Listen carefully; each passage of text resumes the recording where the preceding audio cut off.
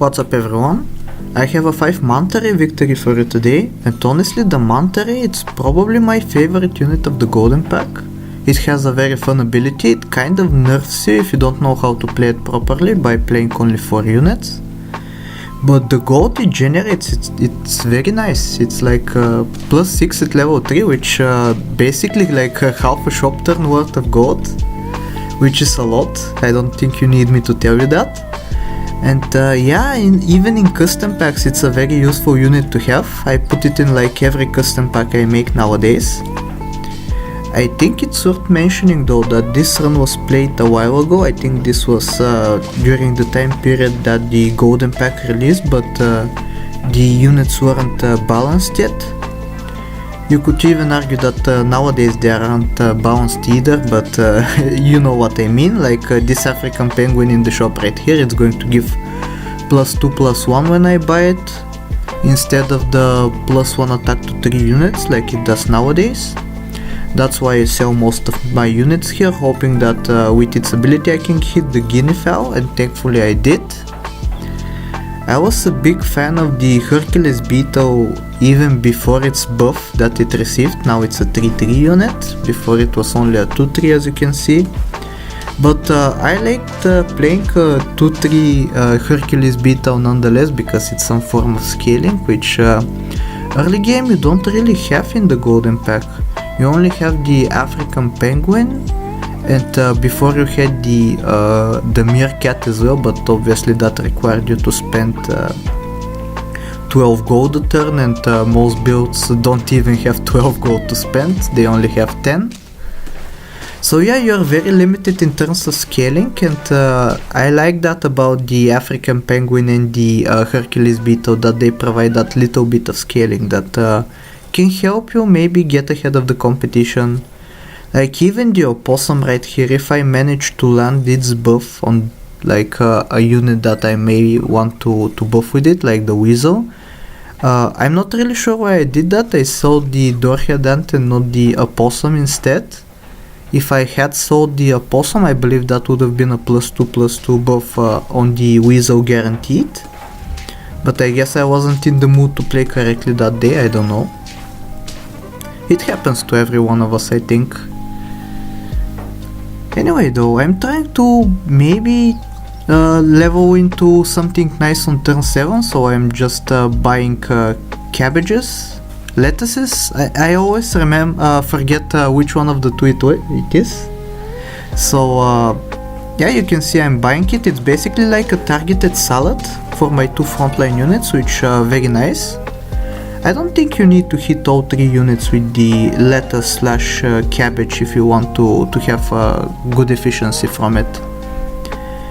This is the turn where I find the Manta Ray, by the way, the first one of the 5. I decide to take it on this turn. I have some units that can be dumped in the backline, so I don't mind like selling this African penguin even though it's level 1.5. And thankfully I managed to find the second Manta Ray on the end of this turn, so I can sell the Hercules Beetle next turn, hopefully get some nice attack buffs on the 2 Manta Rays. And that way they can, from turn, turn 8? I think this is turn 8. They are going to be quite fierce in battle. They are going to have good stat lines that hopefully trade up with the enemy frontline units. Yeah, here you can see me deciding to finally transition into the second Manta Ray.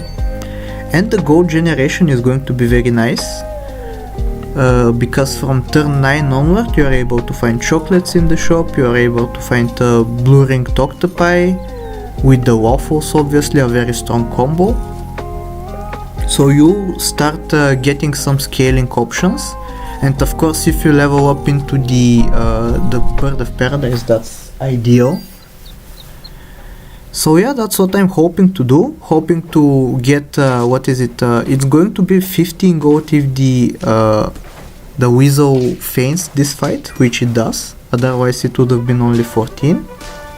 Thankfully I drew here, so I have some lives preserved from the late game, so I can hopefully maybe transition smoothly. I think I bought even an avocado last turn, so I have 18 gold. I am a victim of what RevGT calls buying avocados without needing to buy avocados. I think I've gotten better at that lately. I don't buy them for no reason anymore. But I do have a little bit of a reason, but I don't think it's logical enough. It's like if I go to turn 11, I'm going to have more gold, therefore more chances to find the Bird of Paradise. But it's kind of convoluted gathering up so much gold on this turn to be able to gather up so much gold on the next turn. I'm getting an early level up here, hoping to find the Bird of Paradise right now. Sadly I didn't, but I did find my third Manta Ray, which I decided to level into the pre-existing one just because I'm hoping to find the Bird of Paradise. If I don't find the Bird of Paradise, this run isn't going anywhere. So yeah, you can see me buying avocados as well for this occasion. The lettuce / cabbage, I should really remember what it is for the next golden pack 5 of a kind that I post, but it isn't very effective because I don't have any tier 5 units. So yeah, I'm just hoping to not lose. I think this is going to end up being a loss though. Or actually not, I think it might be, yeah, it's very close, but it's a victory by 1 HP just because of the golden retriever having 12 worth of stats. So yeah, now I'm going to basically hope to get the Bird of Paradise as early as I can and hopefully get it as early as I can to level 2. I already have it at level 1.5 and I have 11 gold left. And thankfully even before its first trigger it gets to level 2, so I'm very thankful for that. This is the old Bird of Paradise, by the way, in case anybody has forgotten. Its abilities triggers on every 8 gold instead of every 7 gold.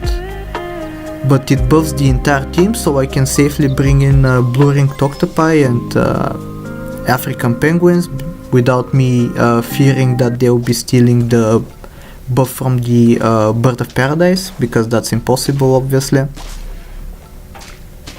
Sadly I do end up losing, which means I'm on lethal so early. I have 6 more victories to go, but thankfully I have my scaling engine up and running right here, so this should be, I should be safe I think, especially if I keep finding oysters in the shop like I do.